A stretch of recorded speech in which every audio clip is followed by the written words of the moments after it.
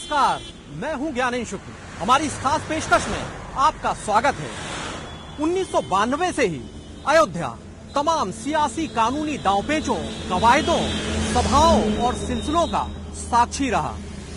इसने तमाम चेहरे, तमाम नारे देखे, समझे और परखे। इतिहास के कालखंडों के उतार चढ़ावों और बीते 26 वर्षों के दौरान हुए बदलावों, दुश्वारियों, ख्वाहिशों और उम्मीदों का लेखा जोखा लेने हम निकल पड़े हैं राम की नगरी यानी अयोध्या की ओर।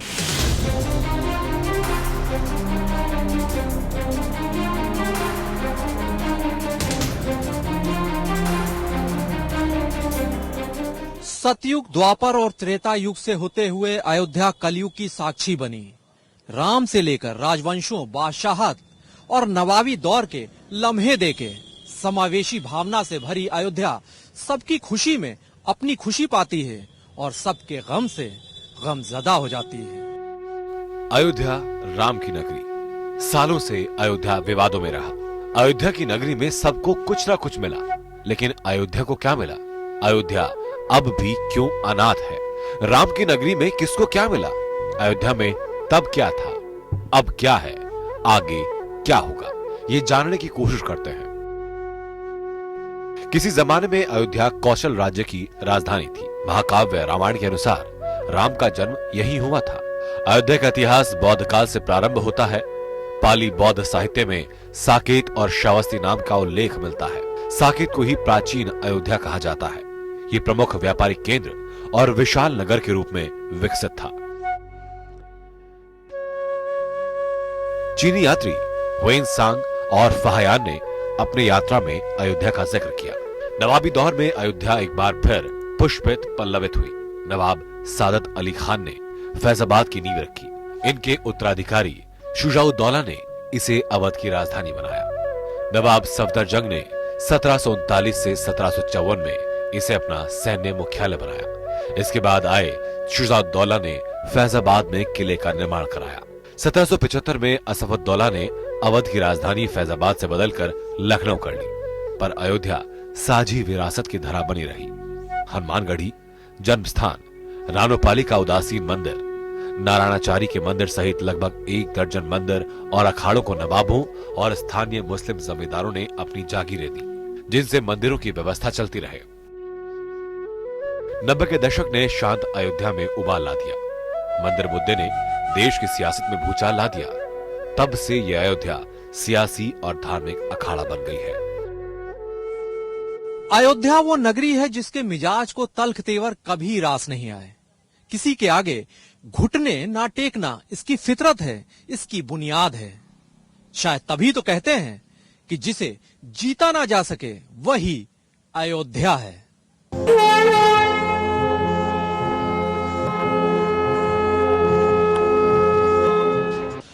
92 से अयोध्या में बहुत कुछ बदला। इस शहर के 26 वर्षों का पड़ाव जा पहुंचा है 2019 की दहलीज पर। इस दौरान तमाम सियासी पुरोधाओं की किस्मतें उन्हें संघर्ष की जमीन से सत्ता के आसमान तक ले गईं, लेकिन हर कदम पर परीक्षा देना मानो अयोध्या की नीयत बन गई। 490 साल पहले 1528 में अयोध्या एकाएक सुर्खियों में आया। जिस नगर के बारे में धारणा थी कि उसे कभी जीता नहीं जा सकता, उसी अयोध्या में जीत हासिल करने के संघर्ष ने जन्म ले लिया। तब से मंदिर मस्जिद के बीच अस्तित्व की लड़ाई शुरू हो चुकी थी। 1934 तक अयोध्या कागजों में उलझा रहा कि यहाँ मंदिर था या मस्जिद। 1984 से इस मुद्दे को सियासी रंग देना शुरू हो गया। 1990 में अयोध्या भारत ही नहीं विश्व के नक्शे पर आ गया। एक दौर था जब अयोध्या में डर लग रहा था। कार सेवा, गोलियों और गिरफ्तारियों की गूंज सुनाई दे रही थी। अयोध्या के लोग संगीनियों के साए में जीने को मजबूर थे। सियासी होड़ लगी थी। मंदिर के बहाने हर किसी को अपनी सियासी मंजिल दिखाई देती थी। मंदिर के नाम पर बीजेपी ने सियासी फसल बोनी शुरू कर दी। उस वक्त बीजेपी नेता लाल कृष्ण आडवाणी सियासी रथ पर सवार मंदिर के जरिए सियासी मंजिल पर निकल गए। सोमनाथ से निकली रथ यात्रा को बिहार में रोके जाने से माहौल उग्र हुआ। अयोध्या में कार सेवकों पर हुई पुलिसिया फायरिंग में बहुसंख्यक वर्ग के आक्रोश को चरम पर पहुंचा दिया। साल 1992 में वो दौर था जब अयोध्या और आसपास के ज्यादातर घरों की छतों पर भगवा ध्वज लहरा रहे थे। बीजेपी की त्रिमूर्ति अटल बिहारी वाजपेयी, लाल कृष्ण आडवाणी और मुरली मनोहर जोशी बेहद लोकप्रिय चेहरे बन गए थे। अशोक सिंघल एक चर्चित हस्ती थे। इन सभी की एक पुकार पर बड़ी तादाद में लोग अयोध्या कूच कर देते थे। उस दौर में चारों शंकराचार्यों का आशीर्वाद और सहयोग भगवा खेमे को मिला हुआ था। कार सेवकों पर गोलियां चलवाकर चर्चित हुए मुलायम सिंह यादव और तत्कालीन PM VP Singh vote bank politics में उलझे थे। इधर अयोध्या में साधु संत माहौल गरमाए हुए थे। तो जब 6 दिसंबर की घटना थी तो लाखों कार सेवक अयोध्या में जमा थे और विश्व हिंदू परिषद आरएसएस के आह्वान पे सब इकट्ठा हुए थे। तो कहीं न कहीं कार सेवकों के मन में ये था कि नेतागण हमेशा बुला लेते हैं और कोई मंदिर की बात नहीं करते हैं, तारीख नहीं बताते हैं कब मंदिर बनाएंगे। तो उनमें एक आक्रोश था। तो वो आक्रोश इतना था कि वो 6 दिसंबर के दिन बिना नेताओं के अनुमति के ही ढांचे पे चढ़ गए और धीरे धीरे जो है उनके हाथ में जो भी कुछ था, लाठी, डंडा, बेलचक, भाला, उससे ही उन लोग तोड़ने लगे। और बल्कि आडवाणी जी और अशोक सिंघल जी और तमाम जितने बड़े नेता थे सब अनाउंस कर रहे थे कि जो है आप लोग नीचे उतर आइए और रहने दीजिए, लेकिन कोई माने नहीं और उनके आक्रोश के कारण वो जो है धीरे धीरे टूट गया तीनों गुंबद। बीते 26 सालों में अयोध्या में सियासत चमकाने वाले कहां से कहां पहुंच गए। कई लोगों ने सियासत की सीढ़ी चढ़ने के बाद अब एकांतवास अपना लिया। बीजेपी में अब अटल, आडवाणी और मुरली मनोहर जोशी का युग खत्म हो गया। राम मंदिर के पैरोकार रहे बीजेपी के नेता अब किनारे हैं, क्योंकि बीजेपी में अब मोदी युग चल रहा है। केंद्र से प्रदेशों तक युवा पीढ़ी को सत्ता सौंपी जा रही है। सपा और कांग्रेस जैसी पार्टियों में पुराने भड़काऊ भाषणों से तौबा कर ली गई। कुछ दलों ने सॉफ्ट हिंदुत्व के रास्ते पर चलना शुरू कर दिया। अभियानों को उन्माद में तब्दील करने वाले चेहरे नदारद हो गए। और यही वजह रही कि सुप्रीम कोर्ट में राम मंदिर बाबरी मस्जिद मुद्दे की सुनवाई टलने के बाद अयोध्या में सियासी गर्माहट शुरू हो गई है। शिवसेना की सक्रियता और वीएचपी की धर्म सभा के जरिए 90 और 92 के दशक जैसा माहौल बनाने की कोशिश की जा रही है। कुछ दल भले ही शक्ति प्रदर्शन दिखाने में लगे हों, लेकिन सत्ता पर काबिज बीजेपी संवैधानिक हद में बंधी दिखी। बीजेपी खुलकर मंदिर मुद्दे पर वीएचपी के साथ नहीं दिखी। राम के नाम पे जो राजनीति पार्टियां कर रही हैं, ये बदनाम करने के लिए कर रही हैं। और अयोध्या में प्रभु श्री राम का मंदिर था और मंदिर बनना चाहिए। और जिस तरह सरकार हिंदुओं के नाम पे वोट मांगती है, तो इनसे बीजेपी सरकार से कहना चाहते हैं कि अभी प्रभु श्री राम के नाम पे वोट चमकाने के लिए अब देखिए आज जितने भी सभा होते हैं जय श्री राम के नारों से लगाते हैं, तो इससे हमें नहीं लगता कि बीजेपी सरकार ये बनाएगी, क्योंकि बीजेपी सरकार का मुद्दा खत्म हो जाएगा हमेशा के लिए। इसके पहले की अयोध्या में आज की अयोध्या में सामान्य से नहीं दिखती है।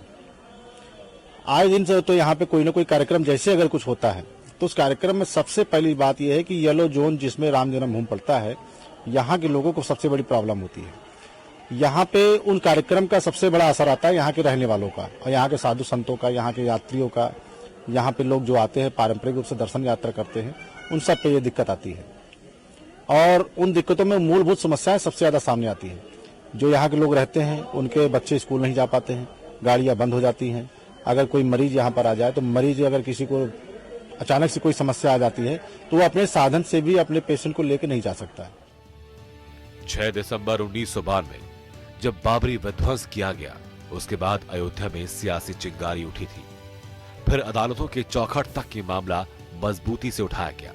हाईकोर्ट की लखनऊ बेंच की सुनवाई से होते हुए अयोध्या की परीक्षा का एक अधूरा नतीजा आया। 30 सितंबर 2010 को आया और फिर ये मामला सुप्रीम कोर्ट तक पहुंच गया।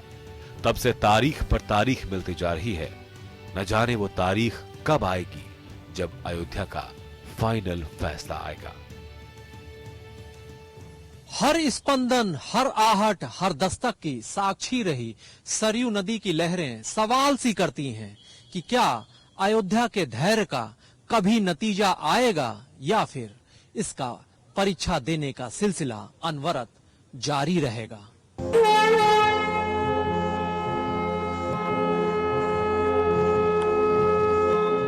अयोध्या की जमीन अद्भुत शिफा समेटे हुए है। यहाँ की गई सियासी मशक्कत से वोटों की भरपूर पैदावार हुई है। शायद तभी तमाम दल, संगठन शोहरत और ताकत का फार्मूला खोजने यहाँ खींचे चले आते हैं। मंदिर मुद्दे पर सियासी होड़ मची है। शिवसेना भी अब राम की गली में कूच कर चुकी है। शिवसेना प्रमुख उद्धव ठाकरे ने अयोध्या में आमद दस्तक देकर सियासी जमीन बनाने की कोशिश की। बीजेपी को राम मंदिर पर दिया हुआ वचन याद दिलाने की कोशिश की। शिवसेना बीजेपी से मंदिर बनाने की तारीख भी पूछ रही है। बीजेपी पर बिफरने वाले ठाकरे वैसे खुद नहीं बता सके कि आखिर वे क्यों इतने बरसों तक इसे भूल गए थे। आखिर क्यों चुनाव के वक्त राम याद आने लगे। दरअसल मोदी युग से पहले तक शिवसेना महाराष्ट्र में बीजेपी के आगे हुआ करती थी, यानी महाराष्ट्र में शिवसेना बीजेपी के बड़े भाई की भूमिका में थी।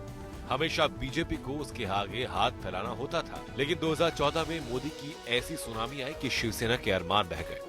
मोदी के आगे शिवसेना का कद बौना पड़ गया। शिवसेना जितनी सीटें जीतती थी उससे आधी पर सिमट गई।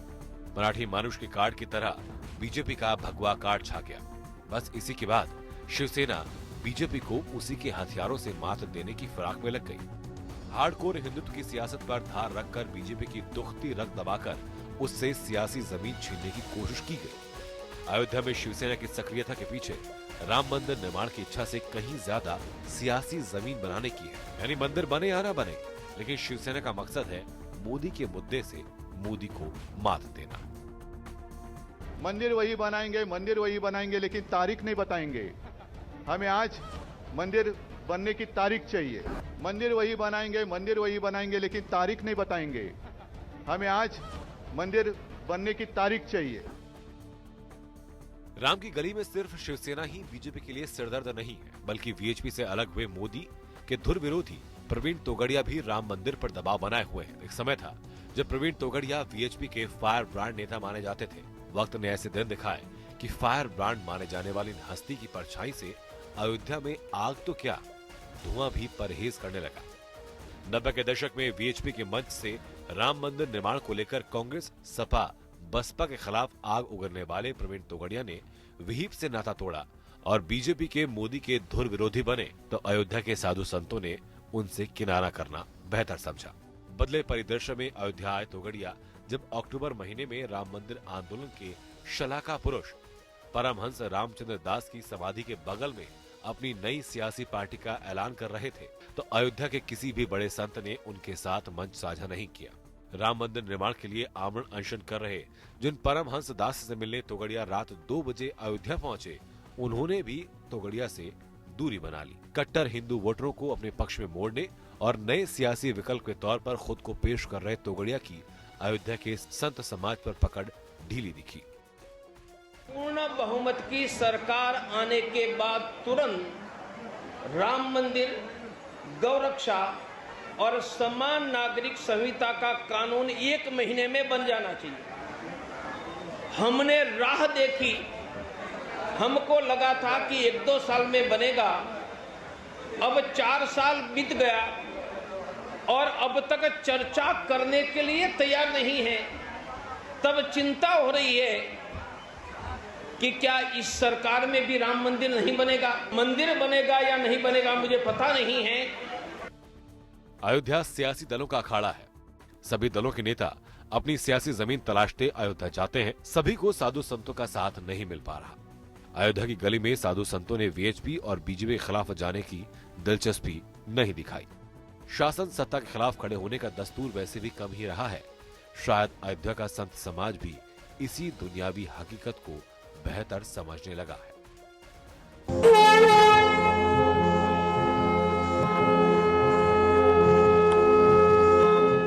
आस्था की नगरी अयोध्या सियासी, धार्मिक और कानूनी विवादों का गढ़ रही, तो वहीं बेतुके बयानों का अखाड़ा भी बनी। अपने फायदे के लिए बड़बोले बयानों के जरिए लोगों की भावनाओं को आहत करने और विवाद को भड़काने के दांव खूब चले गए। पीएम मोदी भले ही आज बयान देते हो कि दिवाली से पहले शौचालय, पर 90 के दशक में बसपा के संस्थापक काशीराम ने अयोध्या में विवादित स्थल पर शौचालय बनाने की बात कहकर सबको चौंका दिया था। हालांकि बाद में मायावती की सरपरस्ती वाली बसपा इस मुद्दे पर मौन रही। वाम दलों के कई नेता इस स्थल पर अस्पताल और स्कूल बनाने की वकालत कर चुके हैं। तो मौजूदा दौर में बयानबाजी के अखाड़े में आप ने भी ताल ठोक दी। पार्टी के वरिष्ठ नेता मनीष सिसोदिया अयोध्या में मंदिर या मस्जिद की जगह यूनिवर्सिटी बनाने की बात कर रहे हैं। सिसोदिया के बयान पर बीजेपी ने तीखा वार किया। तो वहीं यूपी में अपनी जमीन तलाशने को छटपटा रही भीम सेना ने भी मंदिर मुद्दे पर घी डालने की कोशिश की। पहले तो अयोध्या में मंदिर बनाने की बात कही गई। पार्टी के राष्ट्रीय अध्यक्ष राजेंद्र मान ने भी मंदिर मुद्दे पर बयान दिया। भीम सेना के मुखिया चंद्रशेखर ने पलटी मारते हुए बुद्ध विहार बनाने की वकालत शुरू कर दी, ये कहते हुए कि अयोध्या बुद्ध के प्रमुख स्थलों में से शामिल है और इसका नाम साकेत करने की मांग की। तो ये देश संविधान से चलता है, माननीय सुप्रीम कोर्ट का जो भी फैसला होगा स्वीकार होगा। उसके अलावा अगर कोई संविधान के खिलाफ जाने काम करे तो भीम आर्मी हर मुद्दे पे हर जगह अपनी बात को खड़े होकर रखेगी। किसी भी सूरत में सुप्रीम कोर्ट के फैसले के खिलाफ इसको जाने नहीं दिया जाएगा और जब तक सुप्रीम कोर्ट का फैसला नहीं आता तब तक वहां कोई अगर अपनी मर्जी से कुछ करना चाहता है तो वो लोगों के ऊपर थोपने नहीं दिया जाएगा। देश को, ये देश हमारा, इसको देश को बचाने की जिम्मेदारी हमारी, हम बाहर निकल गए हैं। तमाम धर्मों में, जातियों में बांटने का जो भी नेता काम कर रहे हैं उनके लिए अच्छी बात नहीं है। उनके खिलाफ मैं मुकदमा करूंगा। या तो भारतीय जनता पार्टी के हैं तो उनके जो वरिष्ठ नेता हैं उनके पास उनका जो मामला है पहुंचाकर उनके खिलाफ कार्रवाई करवाने का काम साधु संत और हिंदू जनमानस इससे पीड़ित है कि इस प्रकार का उलूल जुलूल बयानबाजी नेता कर रहे हैं, फर्जीबाजी कर रहे हैं, ये अच्छी बात नहीं है। उनके लिए एक खुली अल्टीमेटम है कि जिस प्रकार लंका में हनुमान जी महाराज को रावण ने सिर्फ सट कहा था, पूरी लंका ध्वस्त हो गई, उसी प्रकार अगर ये अपनी बयानबाजी बंद नहीं करेंगे तो ये खत्म हो जाएंगे। इधर अयोध्या में तपस्वी छावनी के उत्तराधिकारी महंत परमहंस दास ने राम मंदिर निर्माण की तिथि घोषित न होने पर 6 दिसंबर को आत्मदाह की धमकी देकर माहौल में सनसनी मचा दी थी। हालांकि इन्हें गिरफ्तार किया गया और अदालत ने 14 दिन की न्यायिक हिरासत में जेल भेज दिया। अयोध्या के मुद्दे को सुलगाने और इसका इस्तेमाल करने की होड़ रही है। इसकी आंच में अपने सियासी फायदे की रोटियां सेकने के खेल बहुतेरे हुए और विडंबना है कि ये कुचक्र बादस्तूर अभी भी जारी है।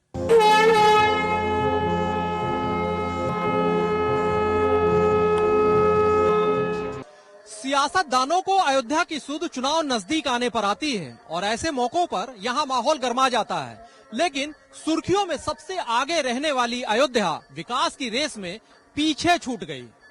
लेकिन अब इसे योगी राज में अपने सपनों को पंख मिलने की उम्मीदें हैं।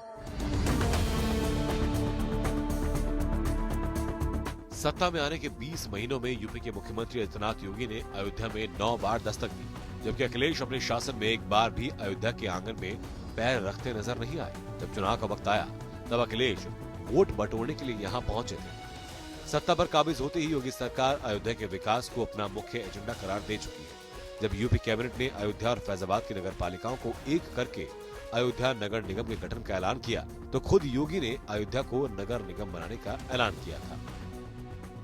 अखिलेश राज में अयोध्या में भजन संध्या, राष्ट्रीय राम कथा, अंतर्राष्ट्रीय राम कथा म्यूजियम, राम की पैड़ी का जीर्णोद्धार, अंडरग्राउंड विद्युतीकरण, रानी हो के पार्क के विस्तारीकरण की योजना की बात कही, लेकिन कागजों से निकलकर जमीन तक नहीं पहुंची। लेकिन योगी सरकार ने इन सभी योजनाओं को रामायण सर्किट से जोड़ दिया। फैजाबाद तथा अयोध्या के बीच करीब 1200 करोड़ रुपए की लागत से नव्य अयोध्या बनाने का खाका तैयार हुआ। रियल एस्टेट रेगुलेटरी अथॉरिटी यानी रेरा की मंजूरी से मिल चुकी है। अब आसानी से कर्ज पाने के लिए क्रेडिट गारंटी पाने की कोशिशें जारी है। स्मार्ट सिटी की तरह नया अयोध्या सभी अत्याधुनिक सुविधाओं से युक्त होगा और इसके लिए विशेषज्ञ संस्थाओं से सेवाएं ली जाने की योजना है। तमाम धर्मों में, जातियों में बांटने का जो भी नेता काम कर रहे हैं उनके लिए अच्छी बात नहीं है। उनके खिलाफ मैं मुकदमा करूंगा। या तो भारतीय जनता पार्टी के हैं तो उनके जो वरिष्ठ नेता हैं उनके पास उनका जो मामला है पहुंचाकर उनके खिलाफ कार्रवाई करवाने का काम साधु संत और हिंदू जनमानस इससे पीड़ित है कि इस प्रकार का उलूल जुलूल बयानबाजी नेता कर रहे हैं, फर्जीबाजी कर रहे हैं, ये अच्छी बात नहीं है। उनके लिए एक खुली अल्टीमेटम है कि जिस प्रकार लंका में हनुमान जी महाराज को रावण ने सिर्फ सट कहा था, पूरी लंका ध्वस्त हो गई, उसी प्रकार अगर ये अपनी बयानबाजी बंद नहीं करेंगे तो ये खत्म हो जाएंगे। अखिलेश सरकार में बंद हो चुकी रामलीला की बहाली योगी शासन में हुई। शहर में लाइटिंग का काम शुरू हो चुका है। योगी राज में 2017 दीपोत्सव में 33 करोड़ की योजनाओं की सौगात पाने वाली अयोध्या में इस बार दीपोत्सव कार्यक्रम में 176 करोड़ की परियोजनाओं का शिलान्यास किया गया। यहाँ जो अवस्थापना सुविधाएं थी, सरकार ने उस ओर बहुत ज्यादा ध्यान दिया है। तमाम ऐसे चीजें जो कर रहे हैं लोगों के लिए, श्रद्धालुओं के लिए, और पर्यटन की दृष्टि से भी कि लोगों का आकर्षण यहाँ के प्रति बढ़े। इसमें विभिन्न घाटों का आप देख रहे हैं कि नया विस्तारीकरण उनका हो रहा है। उनको जहाँ भी टूट फूट हुई है उसको विकसित किया जा रहा है। राम की पैड़ी का पुनर् हो रहा है। इसी प्रकार से सड़कों का बहुत अच्छा कार्य यहाँ पर चल रहा है। आपने देखा बिजली अंडरग्राउंड केबलिंग के माध्यम से सारी चीजें हो रही हैं। तो ये धीरे धीरे अयोध्या के बारे में जो लोगों की एक धारणाएं कुछ अगर रही होंगी भ्रामक, तो धीरे धीरे दूर हो जाएंगी। निश्चित रूप से वर्तमान सरकार माननीय मुख्यमंत्री जी के निर्देशन एवं प्रेरणा में हम सही दिशा में चल रहे हैं और एक अयोध्या का जो विकास जिस रूप में होना चाहिए हो रहा है। अयोध्या में मेडिकल कॉलेज बनकर तैयार है। नया अयोध्या स्टेशन का भूमि पूजन हो चुका है। जिस सरयू घाट की पहचान उसकी गंदगी से हो रही थी, वहाँ की तस्वीर संवरी है, साफ सफाई नजर आने लगी है। लाइटिंग ने अयोध्या का माहौल बदल दिया। यहाँ अच्छे होटल के अभाव के बावजूद श्रद्धालु पर्यटकों की तादाद लगातार बढ़ती जा रही है। 2016 में 1 जनवरी से 31 दिसंबर तक 1 करोड़ 25 लाख पर्यटक आए थे। बीते साल में आंकड़ा 1 करोड़ 41 लाख हुआ, तो इस साल के आखिर तक 1 करोड़ 2 लाख से ऊपर पहुंचने की उम्मीद है। योगी राज में लोगों को उम्मीद है कि अयोध्या पर्यटन स्थल के रूप में विकसित होगा। देखिए, पिछले 20-25 वर्षों में अयोध्या के नाम पर ही लोगों को नाम लेने में ही डर सा लगता था राजनीतिकों को, लेकिन जब से माननीय मुख्यमंत्री योगी आदित्यनाथ जी उत्तर प्रदेश के यशस्वी मुख्यमंत्री हुए हैं, अयोध्या के प्रति उनका लगाव जग जाहिर है। और निश्चित रूप से अब मंदिर के साथ साथ अयोध्या का सर्वांगीण विकास, अयोध्या के घाटों का सौंदर्यीकरण, अयोध्या में राम की पैड़ी का सौंदर्यीकरण, अयोध्या की सड़कें, गलियां और अयोध्या का संपूर्ण सर्वांगीण विकास के लिए काम हो रहा है। और मुझे लगता है कि आने वाले समय में अयोध्या विश्व पटल पर, जैसे दीपोत्सव के माध्यम से आज पूरी दुनिया में अयोध्या जानी जा रही है, इसी तरीके से अयोध्या महोत्सव, सरजू महोत्सव और तमाम ऐसे कार्यक्रम अयोध्या के लिए माननीय मुख्यमंत्री दे रहे हैं, जिससे अयोध्या की पहचान विश्व स्तर पर बनेगी। रामनगरी में उद्योग धंधे, रोजगार के बड़े अवसर रही है। यहाँ पर लगने वाला सावन मेला, कार्तिक पूर्णिमा और रामनवमी 3 प्रमुख मेले ही अर्थव्यवस्था की धुरी है। इन्हीं के बल पर साल भर की आजीविका जुटाने वाली अयोध्या से ज्यादा कोई नहीं जानता कि नहीं दरिद्र सम दुख जगमाही। सियासी घमासान, कानूनी सुनवाई के बीच ठहरे हुए विकास की अब पटरी पर आने की आस जगी है। बीते 26 वर्षों में अयोध्या की बेहतरी की योजनाएं कागजों पर तो खूब दौड़ी, लेकिन जमीन पर नहीं उतर सकी। अब योगी राज में बदलाव की बयार बही तो है, लेकिन जब तक ये रफ्तार नहीं पकड़ेगी, तब तक अयोध्या के अच्छे दिन नहीं आ सकेंगे।